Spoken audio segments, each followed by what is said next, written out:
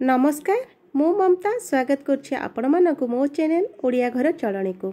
आज आपण मानक सहित गोटे टेस्टी आइटम टे शेयर करी जहाँकि प्रत्येक ओडियांकर प्रथम पसंद कहले अत्युक्ति हेब नाही। चिंगुड़ी माछ घांट आपण मानक सहित अति सहज उपाय केमिति खूब कम समय रे बने पारिबे ता रेसिपीटा शेयर करी। आशा करी समस्त ही भल लगे। जदि भल लगे वीडियोटा ताहले वीडियोटी को फुल वॉच कर दियंतु।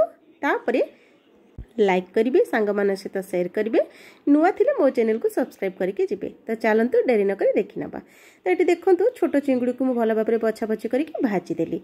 एपटे पनीपरिबा रे बने हिची आलू, बाइगण, कंदमूल ता सहित कदली आ कखारु। आपण माने चाहिए विभिन्न प्रकार पनीपरिया सब नहीं पारिबे। एटी देखंतु बारी रे मु तोली आनली खड़ा, केते सुंदर देखा जाउची ना। तो खड़ा को मध्य एठी पके नेबी। आ दुईटी पियाज काटिची, अदा रसुण पियाजर पेस्ट मसला आ इठी मु बाटी नीची दुईटी सुखिला लंका आ जीरा टिके ता सहित टमाट को एटा बुट को मु भिजे की रखी घंटाटू आगरू। तो प्रथम प्रेसर रे पानी देकी पानी गरम हो सारा पर से लुण, हलदी गुंड आ गोटे बड़ साइज पियाज को पतला पतला करके काटी आ रसुण 3 कोला को छेची देची ता सहित कंचा लंका दुईटी। एमिति करिबा द्वारा बास्नाटा बहुत ही भल आसी थाए। आ देखिबे आपण माने जेते बेले भी एही पनीपरिबा भल भाबरे फुटिबो तापरे जाही प्रेशर रो घोड़णी को बा कवर करि नेबे, जदरा कि हमर पनीपरिबा भल भाबरे सिझी पारिबो। कोनोसी माने हमर देखिथिबे बाइगण केमिति कळा देखा दे थाए, माने सुंदर देखा जाय न थाए। तो एटे देखंतु भल भाबरे पूरा हमर मु गोटे सीटी दे देली, केवल एतिकी भितर एतिकी हमर कुक हे गला। एबे चलंतु आमे कड़े रे प्रथमे तेल नहीं जिबा। एठी मु 2 चमच तेल नहीं, सेथिरे खूब कम मात्रा रे चीनी को ऐड करली ता सहित हेंगु आ दालचीनी ए सब टिके फुटी गला परे जीरा को ऐड कर दबा। जीरा टिके भल भाबरे भाजी गले तेजपत्र आ गोटे मीडियम साइज रा पियाज को मु चुन चुन करके काटी देइथिली ताको दे देबा। पियाज एठी भाजी हे गलानी।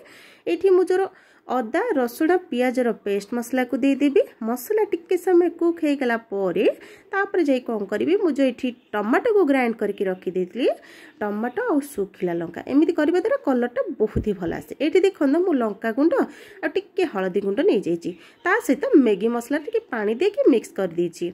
जेहेतु आमे सिझारे हळदी गुंड देइथिले तो देखि के से अनुसार हळदी को ऐड करबा।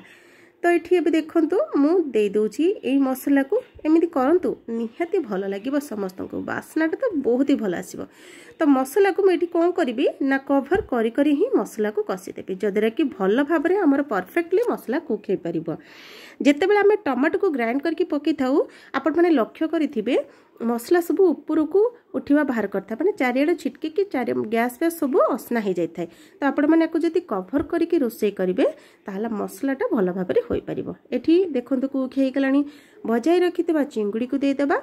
चिंगुड़ी को टिके समय कसी सारला परे जो मु सिझे की रखिथिली पनीपरिया सब ऐड कर देली। आउ किछि समय भल भाबरे देखंतु मिसई दबा। मिसई सारिला परे कलरटा देखंतु बहुत ही सुंदर देखा जाउची ना।